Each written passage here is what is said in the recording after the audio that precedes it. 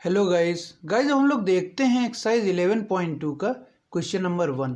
तो question number क्या कहता है, draw a circle of radius 6 centimetre from a point 10 centimetre away from its centre, construct the pair of tangents to the circle and measure their lengths.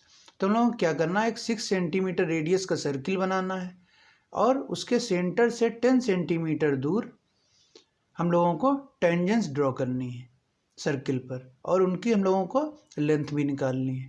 ठीक है, तो हम लोग सबसे पहले एक 6 सेंटीमीटर रेडियस का सर्किल बना लेते हैं। ठीक है, और उसके सेंटर से 10 सेंटीमीटर दूर एक पॉइंट ले लेते हैं। तो ये हमारा पॉइंट एक एक्सटर्नल पॉइंट कहलाएगा। ठीक है, तो हम लोग सबसे पहले 6 सेंटीमीटर रेडियस का एक सर्किल ड्रॉ कर लेते हैं। तो हम लोग 6 सेंटीमीटर स्केल में 6 सेंटीमीटर नाप लेते हैं। तो ये 6 सेंटीमीटर से थोड़ा सा कम है, तो इसको हम लोग, ये 6 सेंटीमीटर है, इसको इस रेडियस का हम लोग एक सर्किल ड्रॉ कर लेते हैं। ठीक है,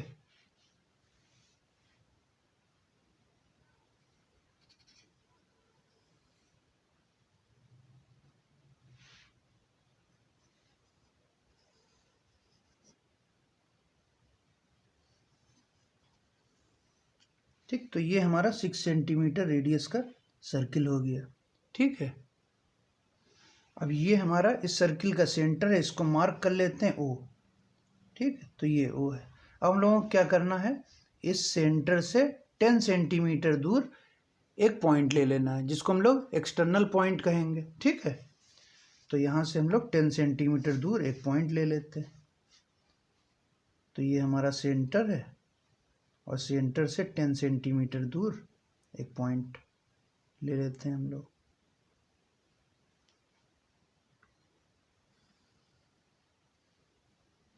ठीक, तो ये हमारा पॉइंट हो गया 10 सेंटीमीटर दूर। तो मान लेते हैं ये पॉइंट हमारा P है और ये हमारा O है, सेंटर ऑफ सर्किल।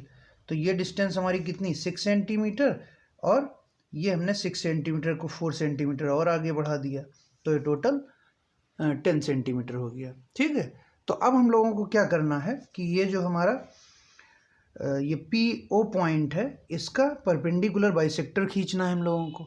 ठीक, परपेंडिकुलर बाइसेक्टर क्या करता है, परपेंडिकुलर बाइसेक्टर किसी भी लाइन को इक्वली डिवाइड कर देता है। ठीक है, तो हम लोग इसका परपेंडिकुलर बाइसेक्टर खींचेंगे और हम लोगों को टेंजेंट खींचना है।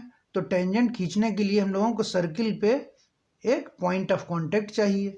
अगर हम लोग यहाँ से टेंजेंट खींचेंगे तो यहाँ पे कहीं या यहाँ पे कहीं एक हम लोगों को पॉइंट ऑफ कांटेक्ट चाहिए।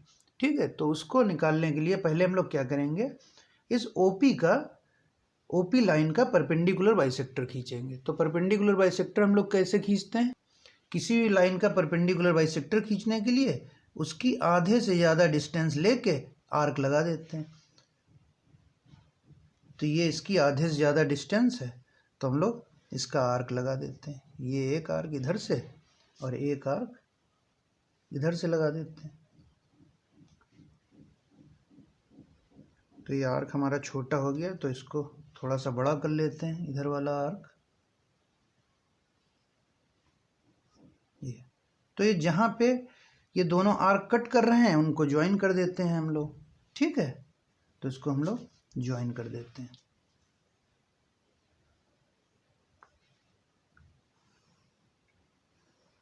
तो ये हमारा परपेंडिकुलर बाइसेक्टर हो गया। तो इस पॉइंट को हम लोग P डैश मान लेते हैं, परपेंडिकुलर बाइसेक्टर। तो OP डैश और PP डैश की डिस्टेंस बराबर होगी। ठीक है, क्योंकि ये परपेंडिकुलर बाइसेक्टर है। ठीक है, तो जो ये हमारी एक्स्ट्रा लाइंस आ गई इनको हम लोग मिटा देते हैं, साफ कर देते हैं, क्योंकि क्लीन डायग्राम चाहिए हम लोगों को। ठीक है, तो इसके बाद अब हम लोग क्या करेंगे, जो हमारा OP डैश है या PP डैश है, इसको हम लोग कंपास में ले लेंगे, OP डैश या PP डैश को, और इसको सेंटर, PP डैश को सेंटर मान के एक सर्किल बना लेंगे। ठीक है, तो ये डिस्टेंस हम लोग कंपास में ले लेते हैं। तो ये हमारी,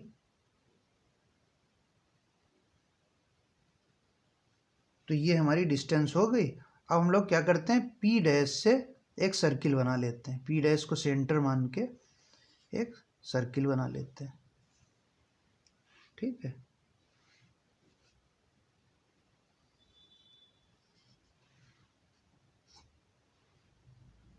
तो ये हमारा सर्किल हो गया पी डैश को सेंटर मान के। ठीक है, अब जहाँ पे हमारे दोनों सर्किल इंटरसेक्ट कर रहे हैं वो हमारा पॉइंट ऑफ कांटेक्ट कहलाएगा।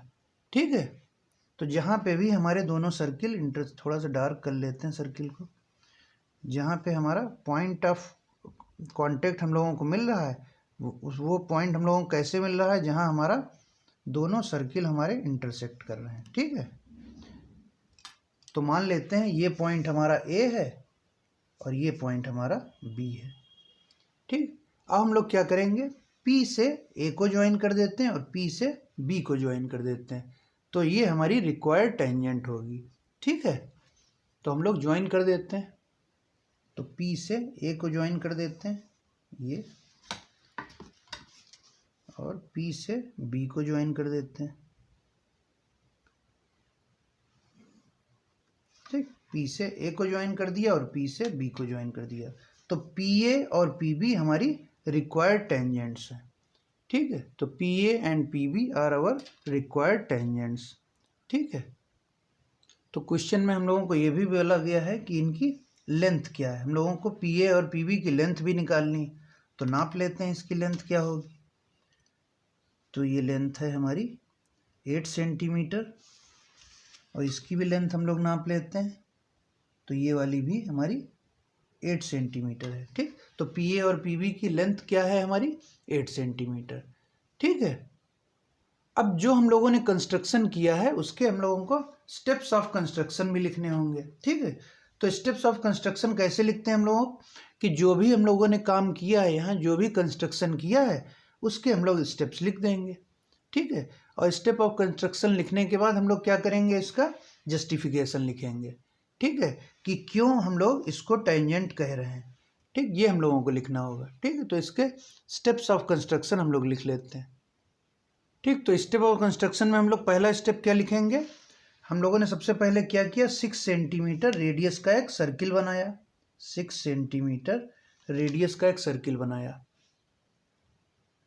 ठीक, तो हम लोग क्या लिखेंगे, draw a circle of radius 6 centimetre. ठीक है, पहला स्टेप क्या रहेगा, draw a circle of radius 6 centimetre. ठीक है, तो हम लोगों ने एक 6 सेंटीमीटर रेडियस का सर्किल बनाया था। तो इसके बाद हम लोग क्या करते हैं, सर्किल के सेंटर से 10 सेंटीमीटर दूर एक पॉइंट लेते हैं। ठीक है, तो सर्किल के सेंटर से 10 सेंटीमीटर दूर एक पॉइंट लेते हैं, तो ये डिस्टेंस हमारी कितनी थी, 10 सेंटीमीटर। 10 सेंटीमीटर दूर एक पॉइंट ले लेते हैं हम लोग। ठीक है, तो क्या लिखेंगे, locate A point P 10 centimetre away from O and join OP। ठीक, ये हम लोगों ने लिख लिया। ठीक, उसके बाद हम लोग क्या करते हैं, जो 10 सेंटीमीटर वाली लाइन थी उसका परपेंडिकुलर बाइसेक्टर हम लोग खींचते हैं। ठीक है, तो तीसरा पॉइंट हमारा क्या रहेगा, draw perpendicular bisector, draw perpendicular bisector of OP। ठीक, OP का हम लोगों ने परपेंडिकुलर बाइसेक्टर बना लिया। ठीक, OP का हम लोगों ने परपेंडिकुलर बाइसेक्टर बना लिया, और ये कहाँ पे कट करता है, P डैश पे कट करता है। ठीक, तो हम लोग क्या लिखेंगे, let P dash is the mid point of OP। ठीक, नाउ इसके बाद हम लोगों ने क्या किया था, OP डैश को रेडियस मान के एक सर्किल बनाया था। ठीक, तो ड्रॉ अनदर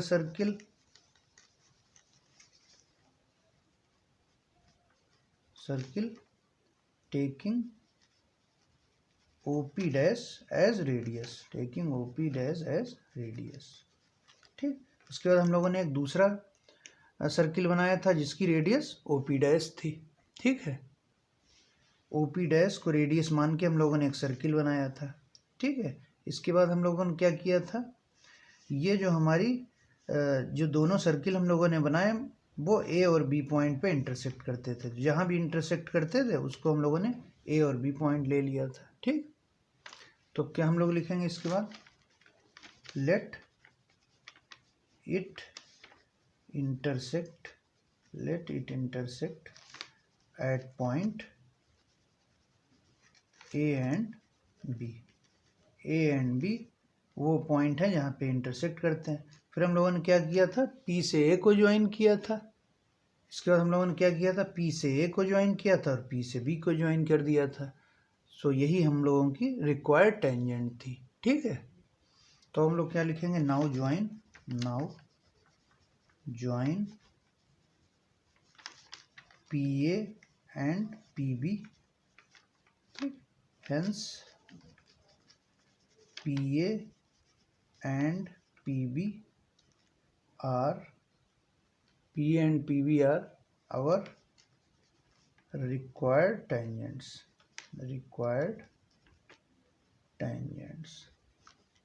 ठीक है, required tangents।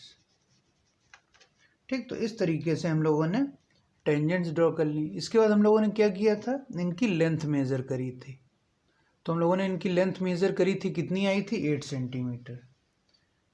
लेंथ्स लिख देंगे इसमें, lengths of tangent P A and P B is equal to 8 centimetre. ये हमारी लेंथ आई थी। ठीक, तो अब हम लोग इसका जस्टिफिकेशन लिखेंगे। ठीक है, तो जस्टिफिकेशन लिखने के लिए हम लोग सबसे पहले क्या करेंगे, ओ ए और ओ बी को मिला देंगे। तो जब हम लोग ओ ए और ओ बी को मिलाएंगे तो ओ ए क्या कहलाएगी, हमारी रेडियस, और ओ बी भी हमारी रेडियस कहलाएगी। ठीक है, और जो हमारी ये रेडियस है ये टेंजेंट है। रेडियस और टेंजेंट में क्या रिलेशन होता है, ये आपस में परपेंडिकुलर होते हैं। ठीक, radius and tangents are perpendicular to each other. ये फिर हम लोग लिखेंगे। ठीक है, तो पहले हम लोग ओ ए और ओ बी को ज्वाइन कर लेते हैं। तो हम लोग क्या करते हैं, ओ ए और ओ बी को ज्वाइन कर देते हैं। तो ये हमारा ओ ए है